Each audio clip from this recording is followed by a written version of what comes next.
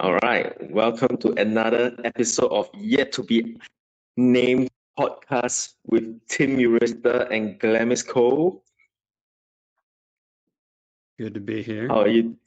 Yeah, how are you today, Tim? It's been a while. Doing good.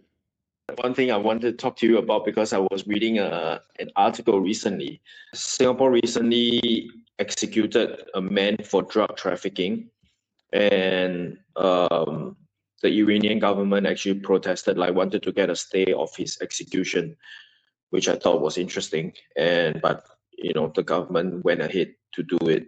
And then reading into it, they said that in the past couple of months, there was I think this Iranian slash Singaporean man was the fourth execution in I think 2 or 3 months. So there's been a quite pace of executions for these drug traffickers. So I thought it would be interesting to talk about that because what do you what are your thoughts on capital punishment? Firstly, before I share about my thoughts. That's a very broad question. Are you talking about just the death penalty in general, or all capital? Yeah, the death penalty. Like no matter the way you choose to do it, like be it by hanging or the electric chair. I don't even know if people still do that. And then I know there's lethal injections as well in the States. What do you think that it is an acceptable form of punishment? You think it's effective or not? I don't know. I'm kind of conflicted. I see both sides.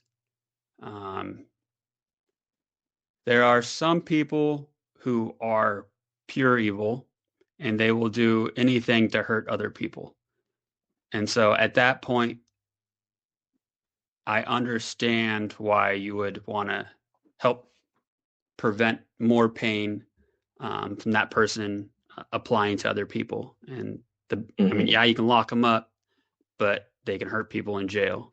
And so maybe at some point, some people are so lost and so broken that maybe the death penalty makes sense.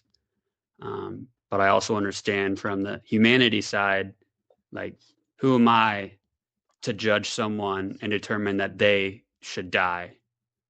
It's like, that's kind of God's decision of whether people live or die, not me or him. So I'm not sure.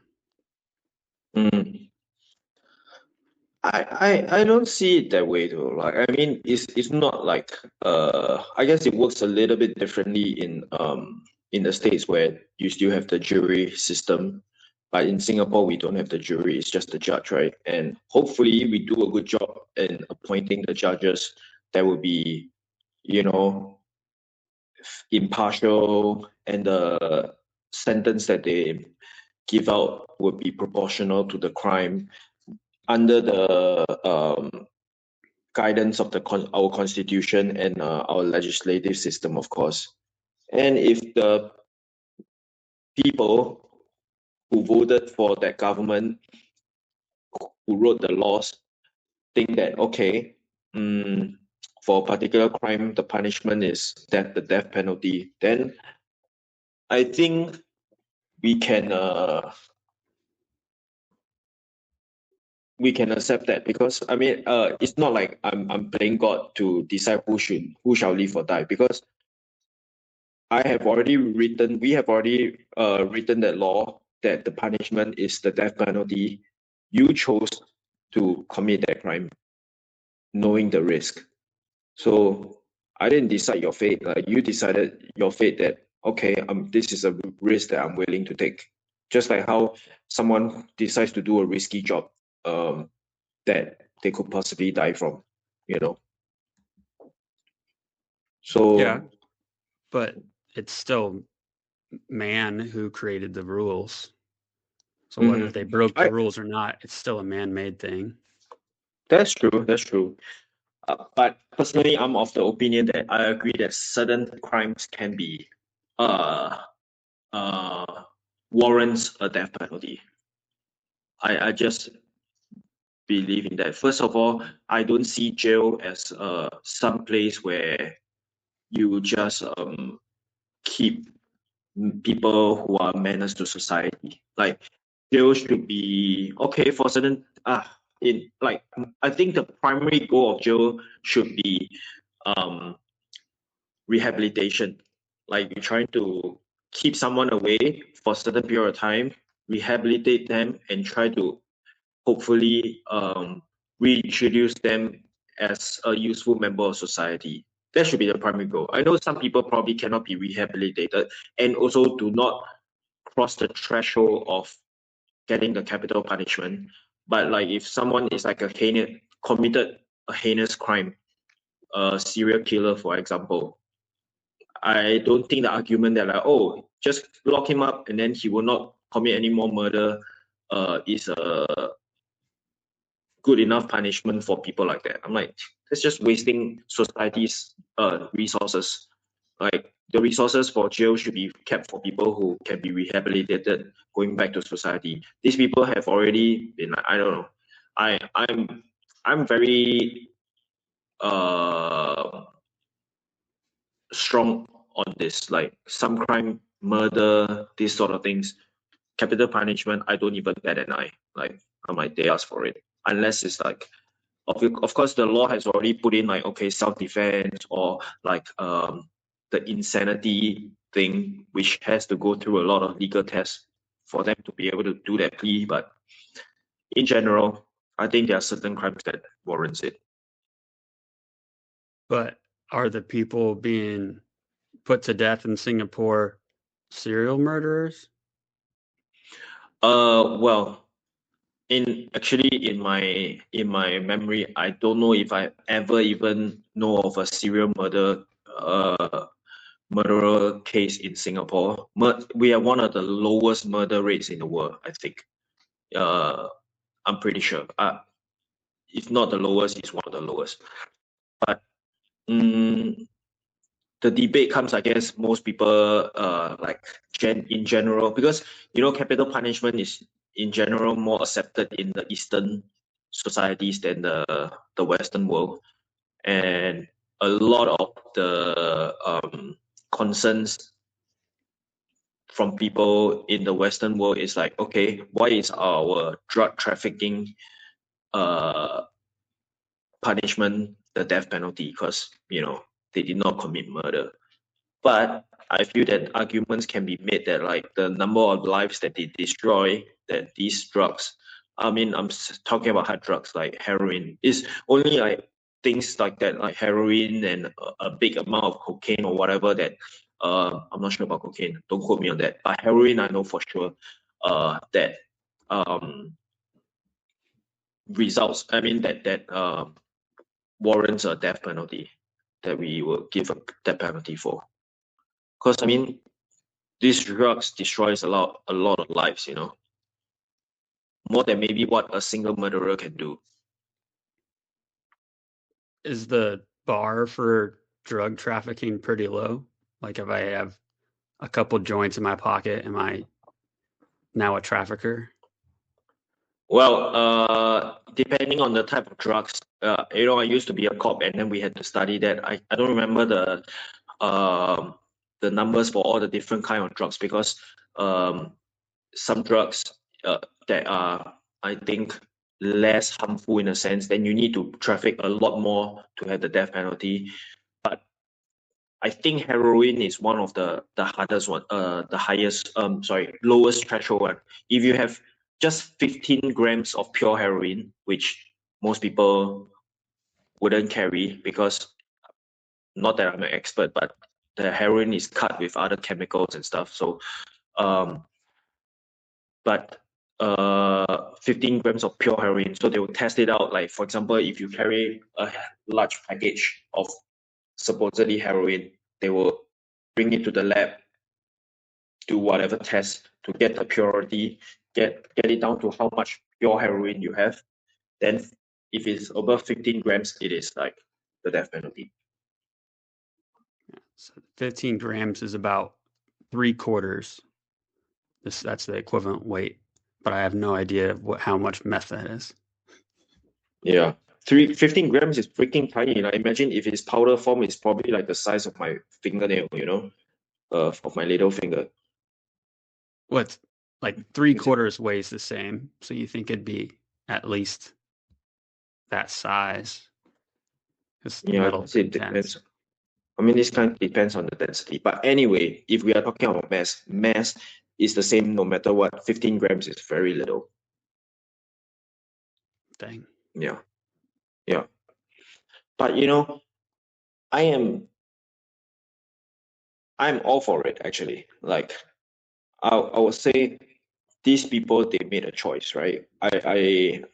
We made the law, we said, okay, we don't want drugs in our country.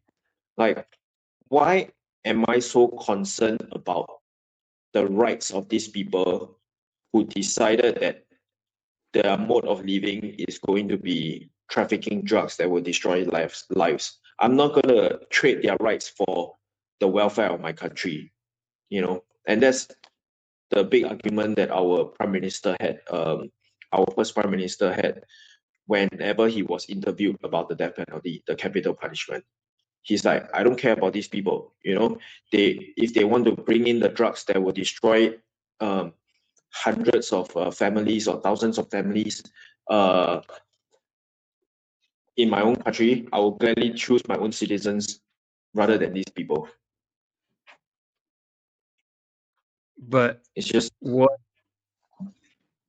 isn't it? They're kind of like what people do in their home is up to them, and if they choose to smoke some weed in their home and it doesn't affect anyone else, then why is the government involved? mm, I guess drugs are one of those crimes that are like have second, third order effects, right? Like some Yeah, to depending fuel which to fuel. one. Yeah, I mean, okay, like if we are gonna talk about recreational drugs, those kind of things, that's a separate topic that we can talk about another time. Like, is there such a thing as a gateway drug? Do people like, is it a logical argument that people say, okay, if you start with a recreational drug like marijuana and then you progress on to like harder and harder drugs, that's debatable. Personally, I think maybe not. But now we are talking about like, okay, for example, someone's taking heroin and they are dependent on it. It's normal. It's logical to assume that, especially back then when Singapore is developing, when we are not as rich, it could be said that it could be argued that a druggee would not be as productive in their job and as well in society. Then to fuel their drug habit, let's say if they are out of a job, they might commit like petty crimes like robbery or just pickpocketing just to fuel that. The broken families, all these like in Eastern culture. I mean, in most cultures, families are the basic building block of a society, right?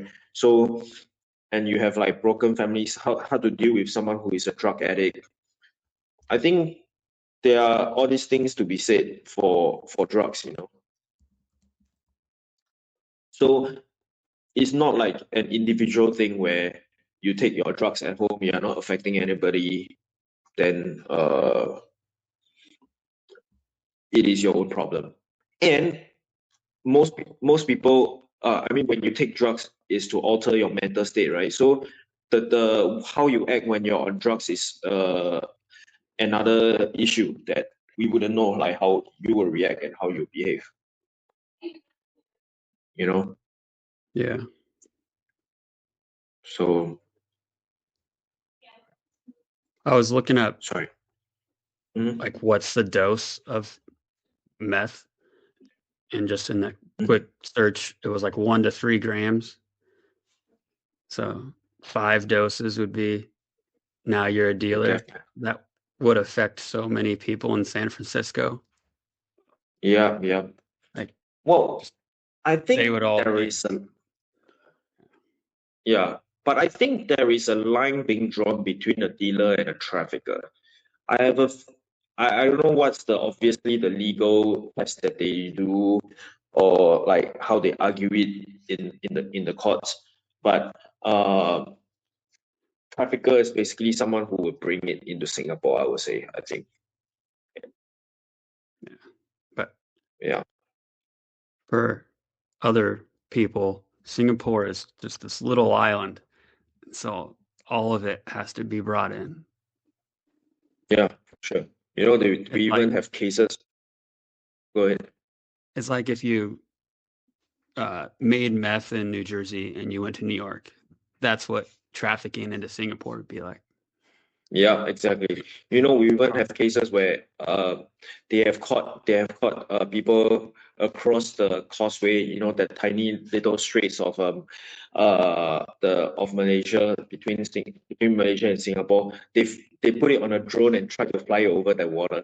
And Whoa. the straits is only 1 kilometer wide, so it's less than a mile, less than a mile wide. So yeah. So anyway, I was just looking at briefly in the US. I think they said 20 over states, about half of the states in US also still have the capital punishment. Um, the one thing I wanted to talk about, one of the reason why I want to talk about it is, people are like, oh, the studies doesn't show that it it uh it is effective in deterring the crime that they are supposed to deter. But I don't quite agree with this argument. I don't quite believe this study, because you are telling me that when they know that the risk of doing these actions is death, they will not think twice. Like, I'm sure most people will think twice. Uh, and for someone who is less resolved, you would be able to deter them because they treasure their life more than making whatever $100,000 or whatever. I'm not saying that nobody is desperate enough to continue, even if they know that the risk is there. I'm sure there are people who are desperate enough to do that, but there will be people who are not desperate enough to do that. They're like, all right, I'll find other ways to make money. Yeah. Yeah. From the murder perspective, I think there are people who just want to hurt other people and they don't care if they die. I don't Yeah. know how many people that would deter. Yeah. Because like in mass shootings, the person ends up either committing suicide by cop or suicide by the weapon. But from a drug Mhm. perspective, yeah, I think if your risk was 3 years in jail or death, the death one would prevent a lot of drug. Yeah. Yeah. And even if it doesn't prevent, like, you'll be like, okay, you will probably think about bringing an amount that does not hit the threshold for the death penalty. You'll be like, all right, I'm willing to risk life imprisonment versus death. You'll be like, yeah, I'll carry just a little bit less, which itself is already effective. That means the law has already done its job, because um, less drugs is coming into the country. Yeah, I mean, whether it's life in prison or death, like if life in prison is a little amount and death is a lot amount, well, then I'm just gonna try and do a lot in one and call it done. Yeah, I don't think it's I think the difference is probably small. I mean, like, for example, for heroin, it's already 15 grams. I doubt the difference is a lot. There's not much room to play with. It's like, do I want to bring a little in multiple times or a whole lot once? And would rather Yeah. do the Well, once. don't put ideas in these people's head. The in it is a law that, like, for example, when you fly into US, the US government, the FAA, or is it the TSA, one of these agencies make it a law to make a particular announcement in the flight for any flights going into the US. Is basically like to prevent terrorism. It's like, okay, we have to make a announcement that you cannot be congregating in the aisle or in the galleys or in the lavatory areas because of, I guess, the UX experience with aviation terrorism. But similarly, in Singapore, it is a law that any flights flying into Singapore would have to make the announcement warning people coming in that, like, hey, the penalty for drug trafficking is death. Like, when you're coming in, you better think twice. Go to the bathroom and flush it away if you did bring it over on the flight. Yeah, I was gonna say, as you're coming to land, that's a little late of an announcement. Yeah, but I mean, you still, before you go through immigration, I guess you still have a chance to go to the bathroom and like flush it off, or just go to the lavatory in the aircraft and like flush it away. Or if you swallow the balloons, it's time for you to go to the bathroom. Yeah, that's if you can get it out. Otherwise, you'll be Mm-hmm. staying in the bathroom before immigration. Yeah, yeah. So, do you know if Florida has this capital punishment? And if Not off the top of and my if it actually, I mean, knowing Florida, I wouldn't be surprised that it is allowed.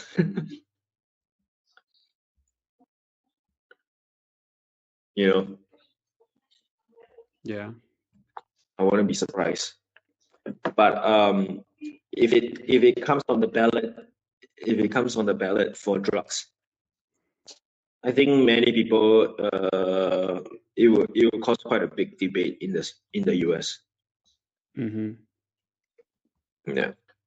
Yeah, especially with um like making the murderer TV show where it's like, are those people actually guilty? We don't know. Yeah, Hopefully yeah. hopefully we caught the right ones, but Mm-hmm. Mm-hmm. sometimes it seems like people want to just get someone guilty and don't care if it's the right person. That's true. Yeah, I mean, this is another rabbit hole that we can get into. Like, I mean, there are certain uh instances where someone has been wrongly accused and convicted of a crime, but especially for a crime of this severity. But I would like to see if anyone did the statistics on like how often we get it wrong. Uh, That would be a hard one to prove. 'Cause yeah, according to the people in jail, everyone's innocent. that is true. That is true. That is true. That would be a hard one to prove. I mean, I would like to see how many cases have been overturned for wrongful conviction. I don't know. I mean, the situation between the US and Singapore is very different because you have such a big country. You have over 300 million people versus like 5.5 million in Singapore in such a tiny country. I would hope that the chances of us getting it wrong in terms of capturing the right guy and prosecuting them, I would think that the chances is a lot lower. Okay. From your cop experience, is there any punishment if you convict the wrong person? Oh, that's a good question. Because if Uh, not, there's an incentive to convict someone instead of make it drag on, right? mm, that's a good question. Actually, I do not know. That's something that I would have to look into. Like, is there any punishment? Like, can they be sued for wrongful prosecution? I don't know. I have a feeling that most of the time, there's a certain level of immunity for the public prosecutors. Uh, I would imagine, but I do not know. Yeah, because if I could get thrown in jail if I throw the wrong person in jail, well, then I'm not going to do that career. Yeah. Although that would make sure that, like, if before you convict someone, you have to be very sure. It should be, I guess, a good motivator for being thorough in someone's job. Hmm. Hmm. Although, I mean, I don't know if it is like my feeling from watching movies, US movies or not. But the movies always make it seem like there's such an incentive for some prosecutor to nail somebody for a high profile case, and they'll just do whatever it takes and be blinded by whatever uh, evidence that could show the contrary. I do not know if it happens the same in Singapore or not. We don't really have such sensationalized crimes in Singapore. Yeah. Yeah. I don't know. I bet people still keep a track of their conviction rate, try and keep it as close to 100 as they can. Mm. Yeah, I know that's a thing in the States, but I do not know if that's a thing here. Because, that's where the plea deal comes in, right? Like in the States where, okay, if you plead guilty to this, I'll give you this deal for this sentence and whatever, then they can avoid going to court. Um, just so that they can keep their court wins un, unblemished, I would say. Hmm. Like the movie, what was that movie with the guy from 300? Law-abiding Where citizen. Yeah, law-abiding citizen. Yeah, yeah. That's a thing about the legal system in the States. But I don't think that's widely practiced in Singapore. I'm sure in the eyes of the law, they do give an